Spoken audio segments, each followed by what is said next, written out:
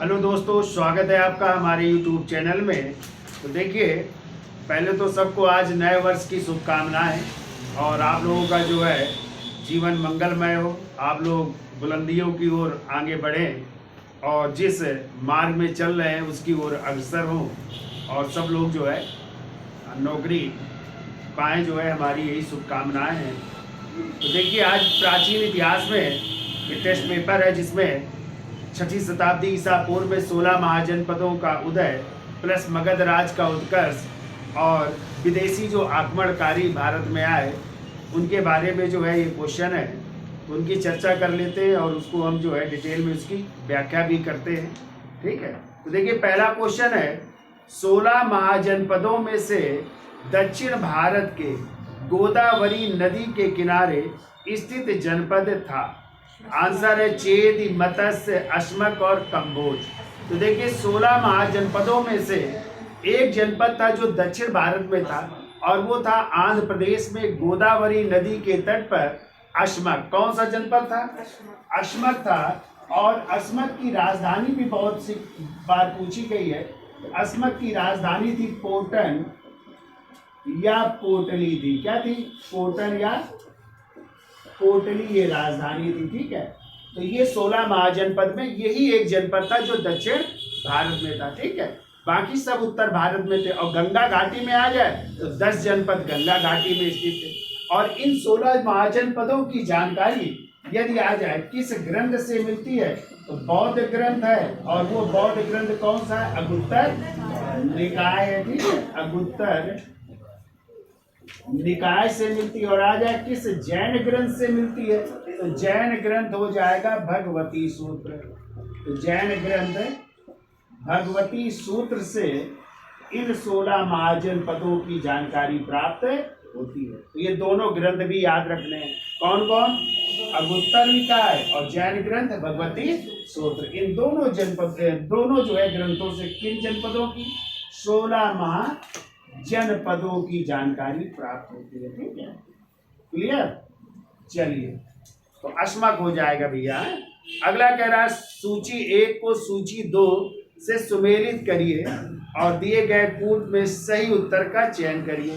एक तरफ देखिए राजा है और दूसरी तरफ राज्य है। तो राजा कौन कौन से हैं और राज्य क्या क्या है? तो देखिए, राजा में एक तरफ है प्रदोत, दूसरी तरफ है उदयन, तीसरे राजा है प्रसन्नजित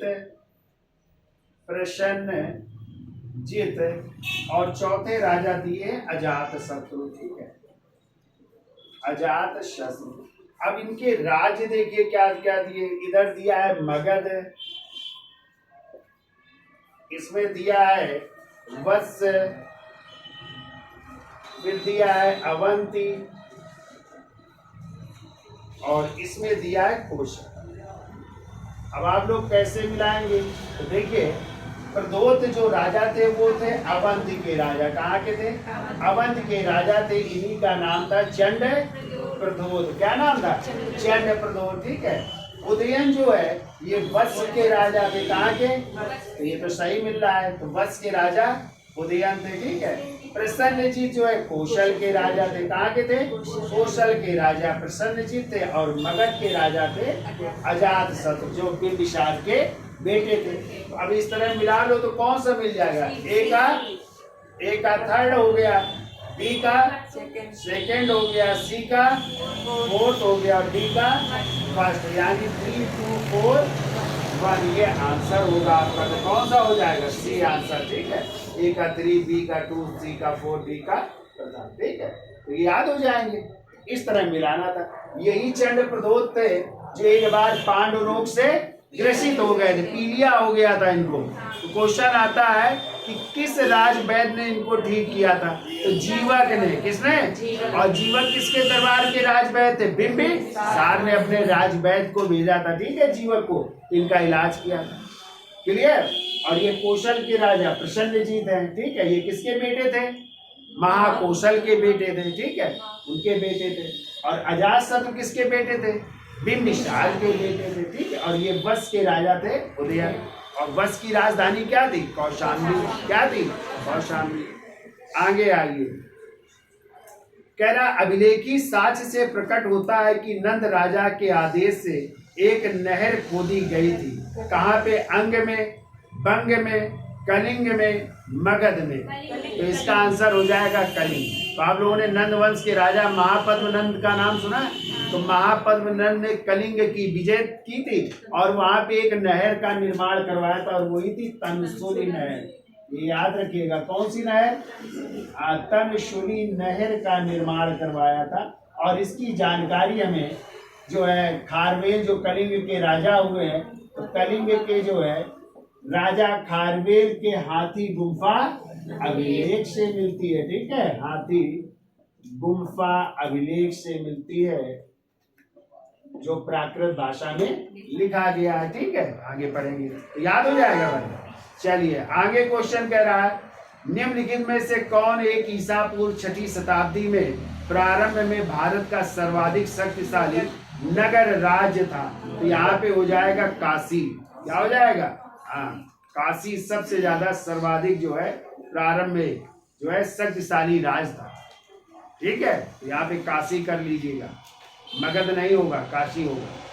फिर है 6ठी शताब्दी ईसा पूर्व के 16 महाजनपदों के विषय में निम्नलिखित में किस बौद्ध ग्रंथ में सूचना मिलती है? अभी हमने आपको बताया कौन से बौद्ध ग्रंथ? अगुत्तर निकाय से हमें जो है 16 महाजनपदों के विषय में जानकारी मिलती है। ठीक है, और जैन ग्रंथ पूछा जाता तो ये 16 जनपद की जानकारी इन्हीं से मिलती है। ठीक है, अगला क्वेश्चन कह रहा है, महाभारत के अनुसार उत्तरी पांचाल की राजधानी स्थित थी। तो देखिए, उत्तरी पांचाल की राजधानी थी अहिच्छत्र। क्या थी? तो यहाँ पे अहिच्छत्र हो जाएगा। ठीक है, फिर कह रहा निम्न में से किस शासक का नाम कुणिक था? देखिए, कुणिक किसका नाम था? तो कुणिक नाम था अजात शत्रु का नाम कुणिक था। ठीक है, ये याद रखिएगा, अजात शत्रु को कुणिक भी कहते हैं।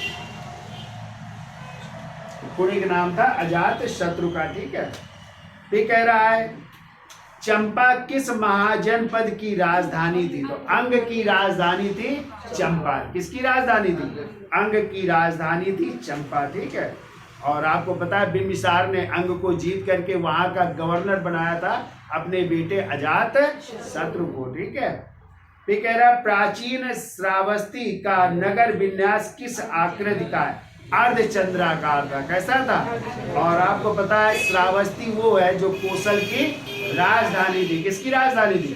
और आपसे क्वेश्चन आ सकता है कि महात्मा बुद्ध ने सर्वाधिक उपदेश कहाँ पे दिए थे? तो यही कोसल की राजधानी श्रावस्ती में उन्होंने सर्वाधिक उपदेश भी दिए थे। ये भी याद रखिएगा। ठीक है, अच्छा 9 नंबर छूट गया। चलिए, कह रहा है 6ठी शताब्दी ईसा पूर्व में सूक्तमती राजधानी थी। ठीक है, तो देखिए सूक्तमती राजधानी थी चेदी की। किसकी थी? चेद की राजधानी थी सूक्तमती। ठीक है, और चेद आज का जो बुंदेलखंड का इलाका है। कौन सा इलाका? जो बुंदेल, हमीरपुर, बांदा है, ये जो आ जाते हैं आपके, तो ये इलाका जो है बुंदेलखंड का इलाका था चेदी, और इसकी राजधानी क्या थी? सूक्तमती थी। ठीक है, अगला ये कह रहा मगध के किस प्रारंभिक शासक ने राज्यारोहण के लिए अपने पिता की हत्या की एवं स्वयं इसी कारण अपने पुत्र द्वारा भी मारा गया? तो अजात शत्रु हो जाएगा। ठीक है, तो अजात शत्रु ने अपने पिता किसकी हत्या की? अपने पिता बिंबिसार की हत्या की। ठीक है, और अजात शत्रु की हत्या किसने की? उसके बेटे। तो अजात शत्रु का बेटा कौन था? उदयन या उदयन या उदय भद्र, इन्होंने हत्या की। इसीलिए इस वंश को हर्यक वंश के अलावा और किस वंश के नाम से जानते हैं? हाँ, इसी को पितृहंता वंश भी कहते हैं। कभी कभी आ गया है कि किसे पितृहंता वंश कहा जाता है, किसे? हर्यक वंश को, क्योंकि सबने अपने पिता की हत्या करके शासक बने। तो बिंबिसार की हत्या उसके बेटे अजातशत्रु, और अजातशत्रु की हत्या उदयन। तो क्वेश्चन क्या कह रहा है कि कौन सा ऐसा राजा है जिसने अपने पिता की हत्या की और स्वयं उसकी हत्या उसके पुत्र द्वारा की गई। तो पिता की हत्या की और खुद उसकी हत्या उसके पुत्र द्वारा, तो आंसर क्या होगा? अजात शत्रु। तो क्वेश्चन पढ़िए आप फिर हल करिए। फिर कह रहा राजा नंद का उल्लेख करने वाला प्राचीनतम अभिलेखी प्रमाण कौन सा है? तो अभी हमने बताया कलिंग के राजा हारवेल का हाथी गुम्फा अभिलेख है, जिसी से जानकारी मिलती है महापद्म नंद ने कलिंग की विजय की थी और किस नहर का निर्माण? तक्षशिला नहर का निर्माण करवाया था। और वहां से किसकी मूर्ति लाए थे? एक जैन ऋषि जिन सेन की भी मूर्ति लाए थे ना। हाँ। आगे कह रहा है मगध का कौन सा सम्राट था जो रोप परशुराम के नाम से जाना जाता है? तो महापद्म नंद। तो महापद्म नंद को हमने आपको बताया बहुत सारे नामों से जानते हैं। उसे जो है सर्व क्षत्रांतक कहते हैं, यानी क्षत्रियों का नाश करने वाला कहते हैं। उसे जो है, क्योंकि महापद्म का अर्थ ही होता है एक ऐसी सेना का स्वामी जो कमल के समान संगठित हो। उसे जो है भार्गव भी कहते हैं, द्वितीय परशुराम का अवतार भी कहते हैं, ठीक है। और उसे जो है कल्कि का अवतार भी कहते हैं, ठीक है, कल्कि का अंश भी कहते हैं। और यही राजा है जिसने एक राड की भी उपाधि धारण की थी। तो हमने बताया था एक राड का मतलब जिसका साम्राज्य चारों दिशाओं में होता था, ठीक है, वो एक राड कहलाता था। और इसने ये भी उपाधि धारण की थी, कौन सी? अपरोप परशुराम की भी उपाधि धारण की थी, ठीक है। फिर देखिए अगला क्वेश्चन कह रहा है युद्ध भूमि में बड़ी संख्या में सैनिकों के मारे जाने अथवा आहत हो जाने के बाद किस भारतीय गण अथवा राज्य की स्त्रियों ने सिकंदर के विरुद्ध शस्त्र धारण किया था? तो वो राज था मत्सग। और हमने पढ़ाया है आप लोगों को, ठीक है, मत्सग में महिलाओं ने जो है शस्त्र धारण किए थे, ठीक है। और एक महिला रानी थी, उसके नेतृत्व में इन्होंने युद्ध लड़ा था, किससे? सिकंदर से, ठीक है। अगला कह रहा है उस भारतीय राजा का नाम बताइए जिसे सिकंदर ने झेलम के तट पर पराजित किया था। तो पुरु या पोरस, ठीक है, इसी को कहते हैं झेलम का युद्ध या बितस्ता का युद्ध या इसी को हाइडे इसी चीज का युद्ध भी कहा जाता है, जिसमें सिकंदर ने किसको पराजित किया? पोरस या पौरव राजा पोरस को, ठीक है। अगला कह रहा है निम्नलिखित में से कौन सिकंदर के साथ भारत में नहीं आया था? तो डायमेकस नहीं आए थे। और हमने आपको पढ़ाया 3 लोग आए थे, और वो ट्रिक याद रखिएगा, यन ए ओ, ठीक है। तो नियार्कस, यन से क्या हो जाएगा? नियार्कस। फिर हमने बताया था ए से अरिस्टोबुलस, कौन हो जाएंगे? अरिस्टोबुलस या अनसेक्रेटिस कर सकते हो, अनसेक्रेटिस। और इसमें ओ से हो जाएगा अरिस्टोबुलस, अरिस्टोबुलस। ये 3 लोग आए थे किसके साथ? सिकंदर के साथ है। तो कौन नहीं आया था? डायमेकस। तो डायमेकस किसके समय आया था? बिंदुसार के दरबार में। सीरिया के राजा एंटियोकस का राजदूत था ना, तो वो आया था। और बिंदुसार ने सीरिया के राजा से 3 चीजों की मांग की थी। कौन कौन सी? मीठी मदिरा, सूखी अंजीर और एक दार्शनिक की। तो वहां के राजा ने 2 वस्तुएं भिजवा दी थी, लेकिन दार्शनिक के विषय में कहा था हमारे कानून के अनुसार इसका क्रय विक्रय नहीं किया जा सकता, ठीक है। अगला क्वेश्चन देखिए, कह रहा निम्नलिखित में कौन सिकंदर के साथ नहीं आया? तो डायमेकस हो जाएंगे। कह रहा 16 महाजनपदों में से कितने गंगा घाटी में स्थित है? तो अभी हमने बताया 10 जो है जनपद कहाँ पे स्थित है? गंगा घाटी में स्थित है। ये भी आपको याद रखना है, ठीक है। फिर कह रहा है निम्नलिखित युग्मों में से कौन सही सुमेलित नहीं है? तो देखो कपिलवस्तु के शाक्य थे, सही है। रामग्राम के कोली थे, सही है। कुशीनारा के मल्ल थे, सही है। और यहाँ पे कलाम अलकप दे रहा है, तो अलकप के बुलीय थे और केस पुत्र के कलाम थे। ठीक है, तो यही गलत है, आप लोग लिख लीजिएगा। तो अलकप के क्या थे? बुलीय थे। ठीक है, अलकप के लिख लीजिएगा बुली, और केश पुत्र के लिख लीजिएगा कलाम थे। तो ये आंसर हो जाएगा। तो ये गणराज थे। ठीक है, आगे आइए। उत्तर वैदिक काल में गौतम एवं बाधायन द्वारा निर्धारित ब्याज की वार्षिक दर क्या थी? ये थोड़ा कठिन क्वेश्चन है, तो इसमें ब्याज की दर थी 15% कर लीजिएगा। ठीक है, देखो आ गया। कलिक का अंश एवं एकराड की उपाधि धारण की थी। अभी हमने आपको बताया ना कि कलिक का अंश ये लिखा है, देखिए। और कौन सी उपाधि? एकराड की उपाधि किसने धारण की थी? तो महापद में नंद ने धारण की थी। ठीक है, कई बार पूछे गए, ध्यान रखिएगा। हमने एक दिन आप लोगों को बताया था कि पूर्व में जो शासन करता था शासक, वो क्या कहलाता था? सम्राट। जो पश्चिम में करता था वो स्वराट कहलाता था। जो उत्तर में करता था वो विराट कहलाता था। जो दक्षिण में करता था वो भोज कहलाता था। जो मध्य में करता था वो राजा कहलाता था। और जिसका साम्राज्य चारों दिशाओं में होता था वो एक राट कहलाता था। और इसकी उपाधि धारण की थी महापद में नंद ने एक राट की। ठीक है, चलिए अगला क्वेश्चन है। अजातशत्रु का मंत्री था जिसका नाम था वश्यकार, किस स्थान पर महात्मा बुद्ध से मिला था? तो महात्मा बुद्ध से उसने मुलाकात की थी राजगृह में।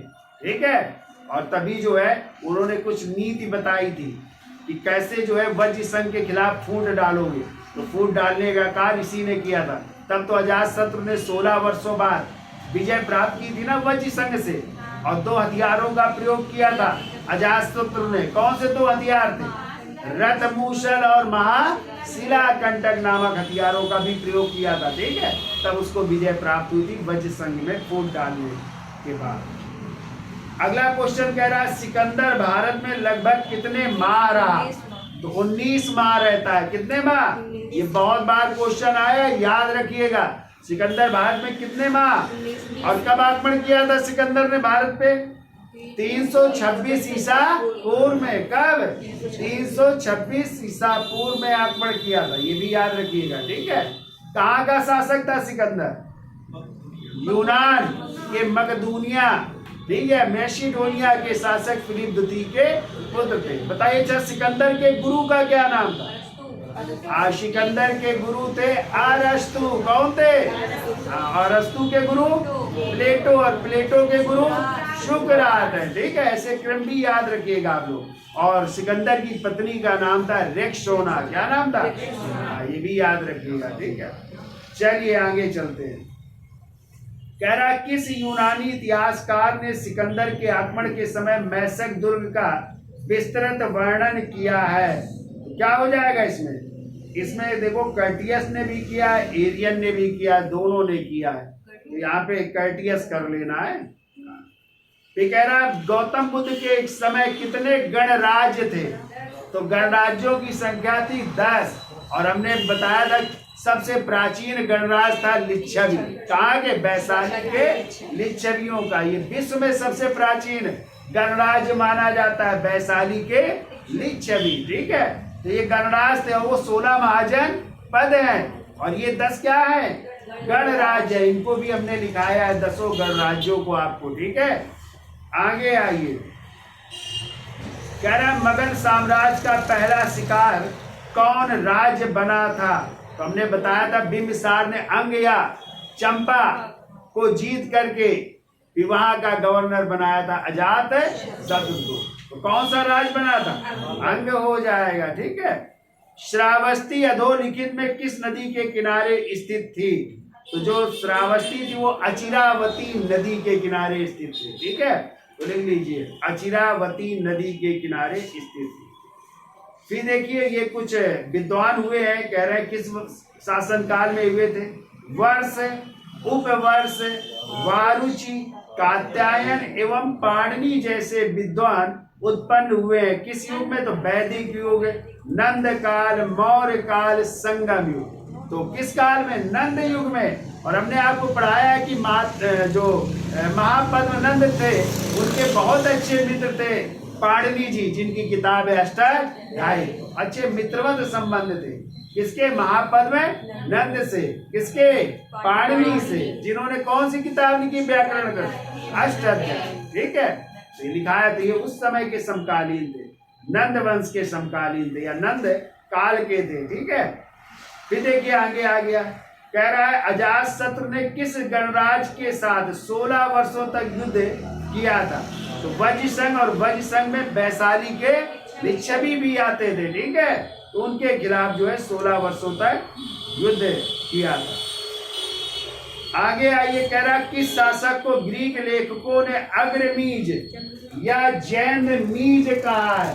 देखिए क्वेश्चन बहुत आता है, किसने, किस शासक को अग्रमीज या जैनमीज कहा यूनानी शासकों ने?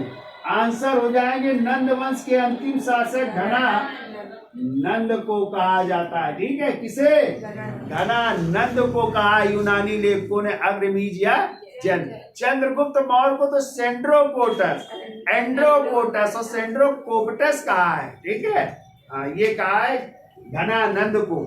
ठीक है, ये कई बार क्वेश्चन आया, याद रखिएगा आप लोग। आगे आइए, कह रहा है पाटिल पुत्र का संस्थापक कौन था? तो हमने आपको बताया अजातशत्रु के बेटे उदयन ने पाटिल पुत्र या पाटिल ग्राम को अपनी क्या बनाई थी? राजधानी बनाई थी। क्या हो जाएंगे?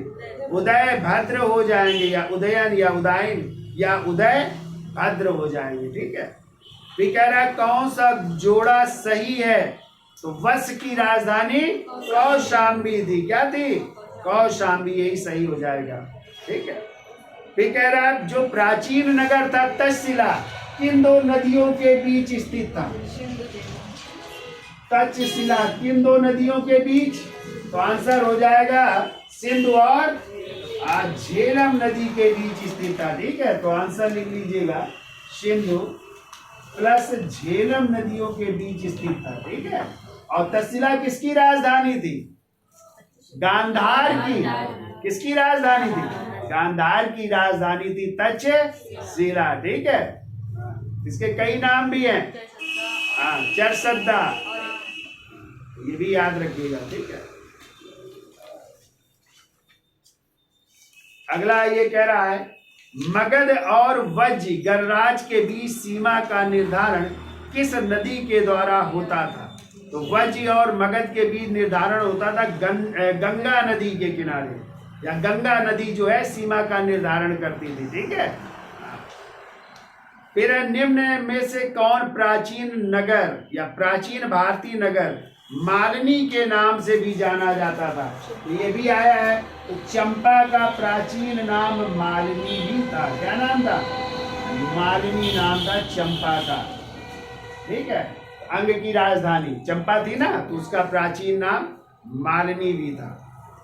फिर कह रहा है किस बौद्ध ग्रंथ में वज्र गणराज में 8 प्रकार के न्यायालय होने का उल्लेख है?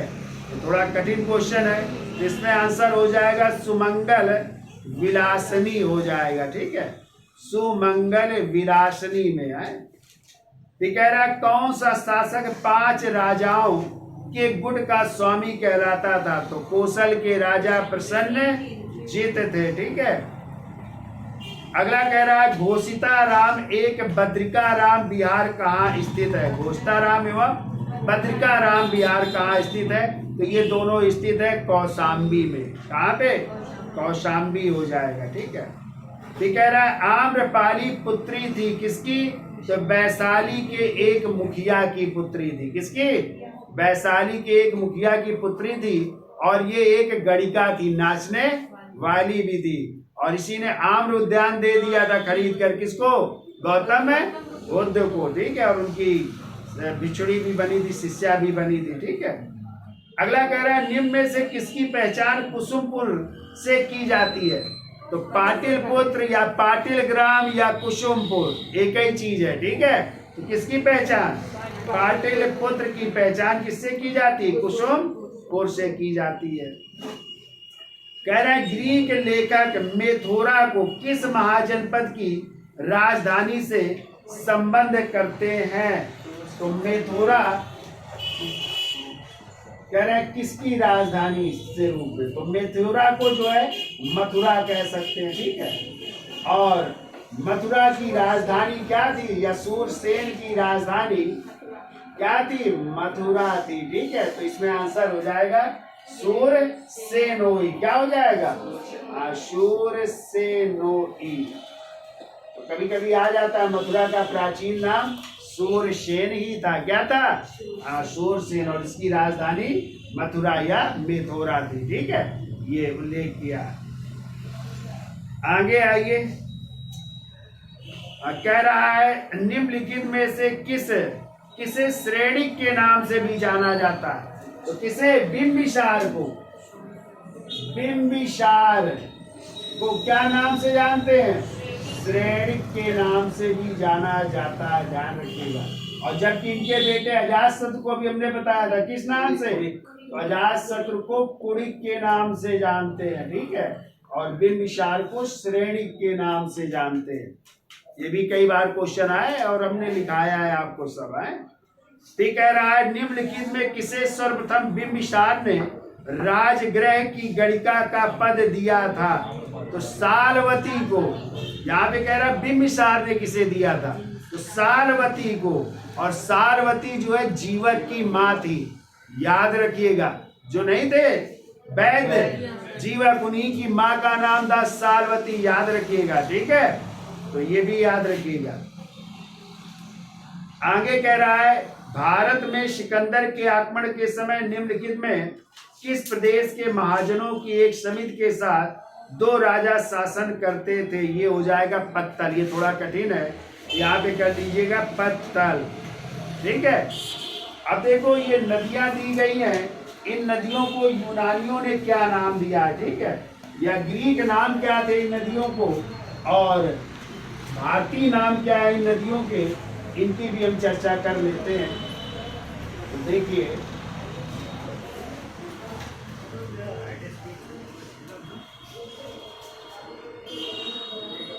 पहला है केसिनीज, दूसरा है हाइडे स्पीज, तीसरा है हाइड्रेओटस है, और हाइफेसिस,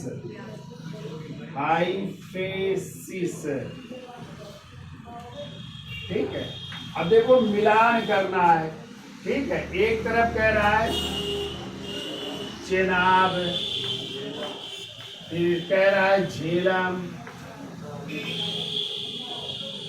फिर कह रहा है रावी, और फिर कह रहा है ब्यास।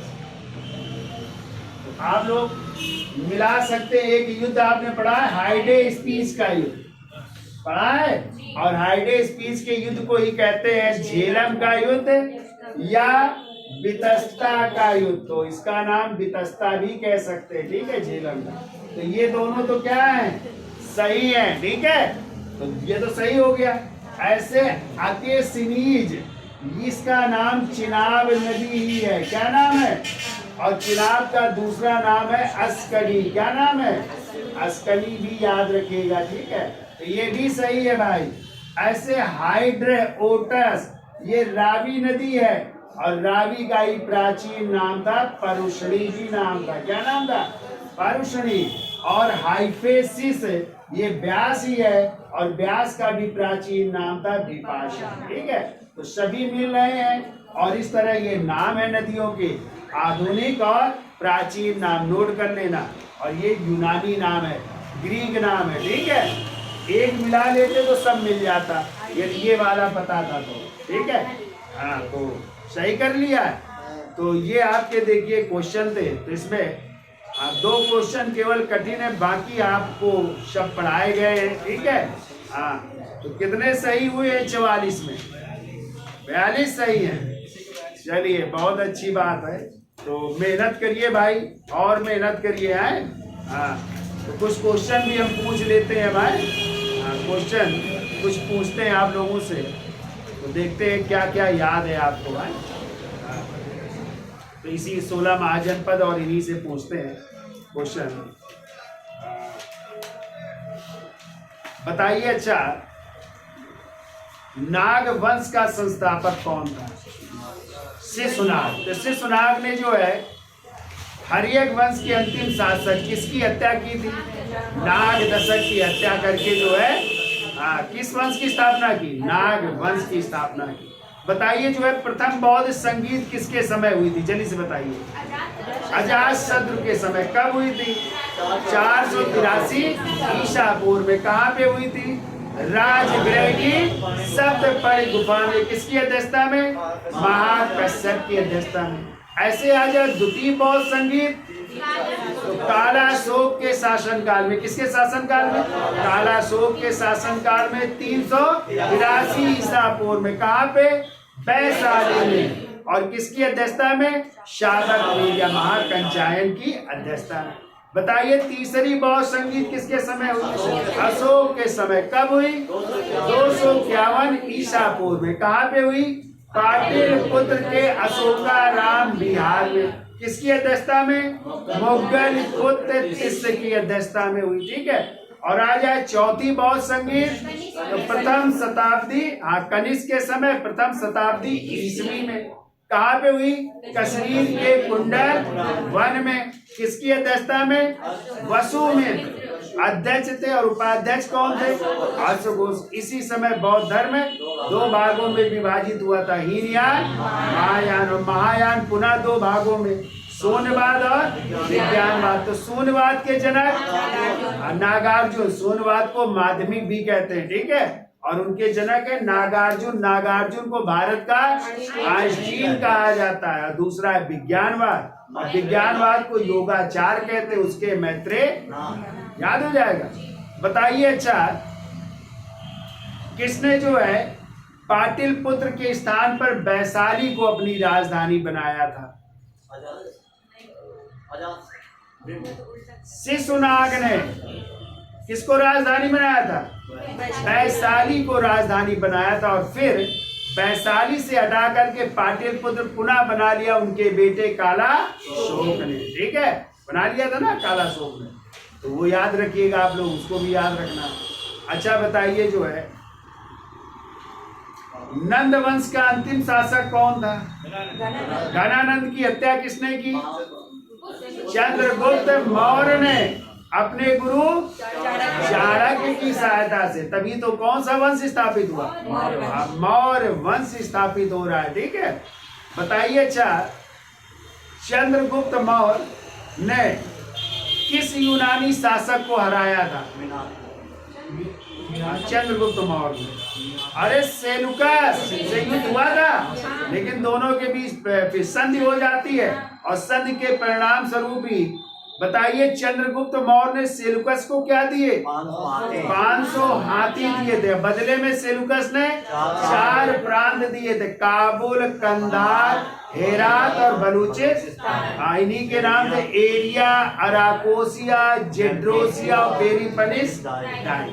और अपनी बेटी हेलेना या एथेना का विवाह भी किसके साथ? चंद्रगुप्त मौर्य के साथ किया था, जो पहला अंतरराष्ट्रीय। बताइए, अच्छा, किसने कहा है चंद्रगुप्त मौर्य की सेना डाकुओं का गिरोह थी? जस्टिन ने। किसने कहा है? जस्टिन ने कहा है चंद्रगुप्त मौर्य की सेना डाकुओं का। और किसने कहा है कि चंद्रगुप्त मौर्य ने 6 लाख की सेना लेकर संपूर्ण भारत को रौंद डाला और उस पर अधिकार कर लिया? ये कहा था प्लूटार्क। किसने कहा था? बताइए, चंद्रगुप्त मौर्य को यूनानियों ने, जिसे हमने बताया सेंड्रोकोटस ये नाम दिए। तो इन नामों की पहचान किसने की है कि ये सभी नाम चंद्रगुप्त मौर्य के हैं? सर विलियम जोन्स ने 1793 में कहा ये सभी नाम किसके हैं? चंद्रगुप्त मौर्य के नाम है। बताइए जरा, बताओ मानसी, चंद्रगुप्त मौर्य के समय कौन सी जैन संगीत हुई थी? जल्दी से बताओ। चंद्रगुप्त मौर्य के समय कौन सी जैन संगीति हुई थी? प्रथम जैन संगीत हुई थी। कहाँ पे हुई थी? पाटलिपुत्र में। कब हुई थी? 300 ईसा पूर्व में किसकी अध्यक्षता में? स्थूलभद्र की अध्यक्षता में हुई थी। ठीक है, कभी आ जाए प्रथम जैन संगीत किसके समय? चंद्रगुप्त मौर्य के समय। कब? 300 ईसा पूर्व में। कहाँ पे? पाटलिपुत्र में। किसकी अध्यक्षता में? तो बताइए, अच्छा चंद्रगुप्त मौर्य ने किस जैन संत से जो है जैन धर्म की दीक्षा ली थी? जैन ऋषि से बताइए। भद्रबाहु से। कौन से धर्म की? जैन धर्म की दीक्षा ली। और कहाँ पे मृत्यु हुई चंद्रगुप्त मौर्य की? श्रवण बेल बोला कर्नाटक में। कैसे मृत्यु हुई थी? संलेखना विधि द्वारा, या इसी को निषधि कहते हैं, या इसी को आज संधारा प्रथा भी कहते हैं। यानी उपवास द्वारा शरीर का त्याग किया था। किसने? चंद्रगुप्त। कौन सी विधि? संलेखना विधि। कहाँ पे? कर्नाटक के श्रवण बेल बोला। याद हो जाए। फिर इसके बाद चंद्रगुप्त की मृत्यु के बाद जो है उनके बेटे कौन बने थे? बिंदुसार। ठीक है, बिंदुसार के कई नाम है। बताइए जैन साहित्य में क्या कहा गया? सिंहसेन।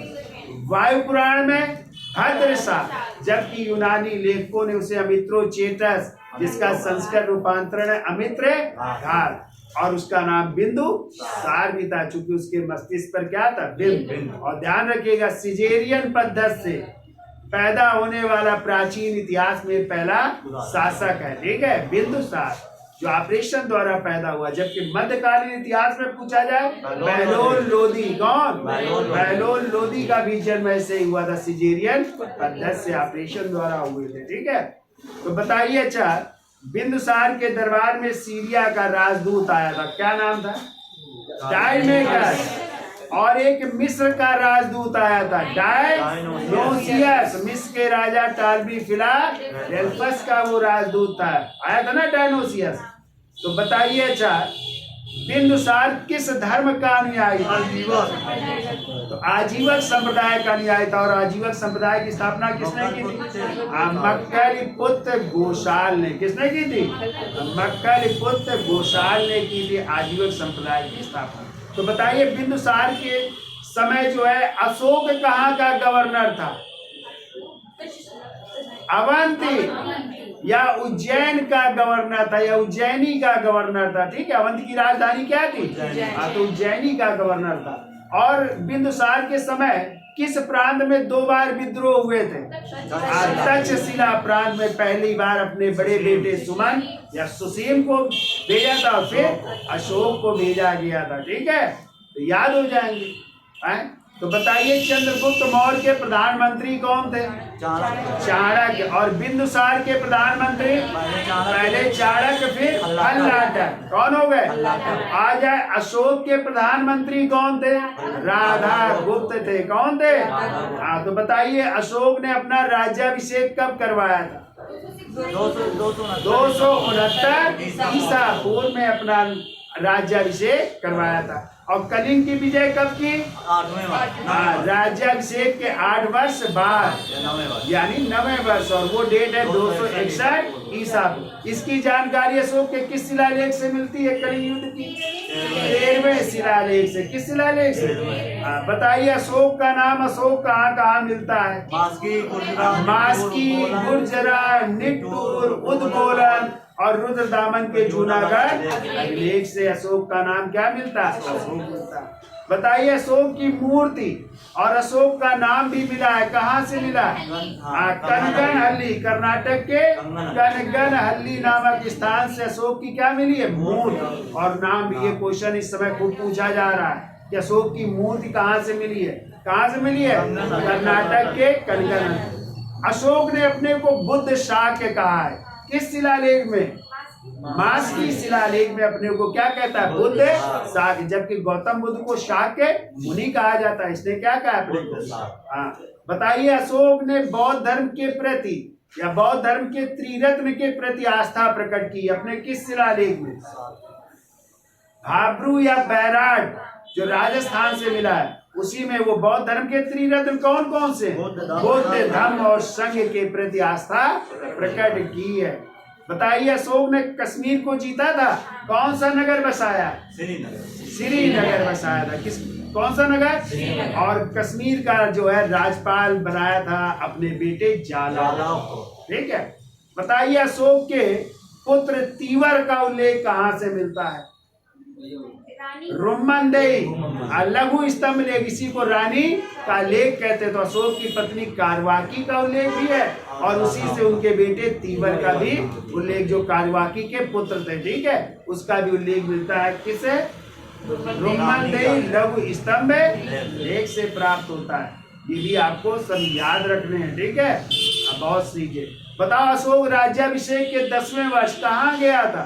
बोध गया था। और 20वें वर्ष लुम्बिनी गया था। तो लुम्बिनी का टैक्स कितना कर दिया था?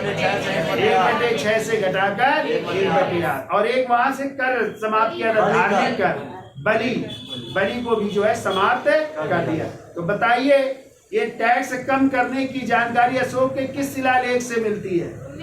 आप तो रुम्मनदेही। हाँ, इसीलिए रुम्मनदेही स्तंभ लेख को या लघु स्तंभ लेख को आर्थिक अभिलेख भी कहते हैं, ठीक है, क्योंकि यहाँ पे टैक्स 1/6 से कितना 1/8 करने की जानकारी प्राप्त होती है, ठीक है। तो ये सब क्वेश्चन आपको याद रखने हैं, ठीक है। ऐसे निगाली सागर एक है ना, वहां से जानकारी मिलती है कि अशोक ने कनक मुनि के पहले 2 गुना करवाया था और फिर 20वें वर्ष यहाँ की यात्रा भी की थी, ठीक है। तो ये सब पढ़ने आपको। बताइए आजीवन भिक्षुओं के लिए कहाँ पे उसने जो है रहने के लिए गुफाओं का निर्माण करवाया था? तो बराबर की पहाड़ियों पर कर्ण, चौपार, सुदामा, विश्व झोपड़ी ना, ये जो है गुफाओं का निर्माण करवाया था। ये भी आपको याद रखना है, ठीक है। याद हो जाएंगे भैया। तो आज के लिए इतना रखते हैं, फिर किसी दिन पूछते हैं। तो वीडियो अच्छा लगा हो तो लाइक, शेयर और सब्सक्राइब भी करिए। धन्यवाद।